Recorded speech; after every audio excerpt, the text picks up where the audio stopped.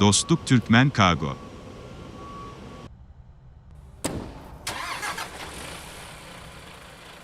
Biz yine de sizin için geliyoruz.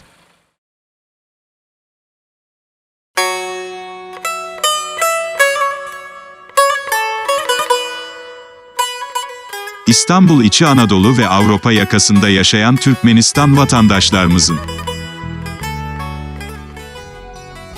25 kilogram fazla yükünüzü kapınıza kadar gelip sıfır ve ikinci el eşyalarınızı paket yaparak evinizden alıyoruz.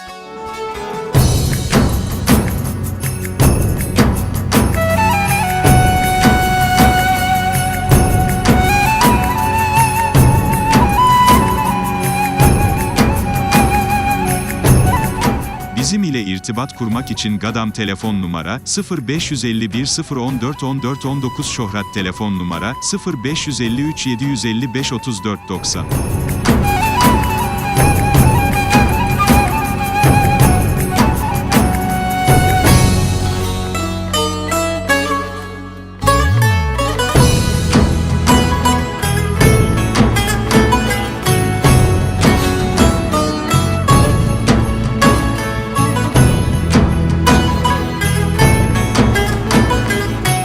Çoğu zaman taşıdığın şey yük değil, değerdir. İşte o değer ile milyonlarca çocuklarınız ve ailelerinizin mutlu olmasına biz de sevgi katalım. Türkmenistan içi 5 vilayet Ahal-Marı Lebap Balkan Daşoğuz merkezleri ve ilçelerine kadar yüklerinizin teslimatını yapıyoruz.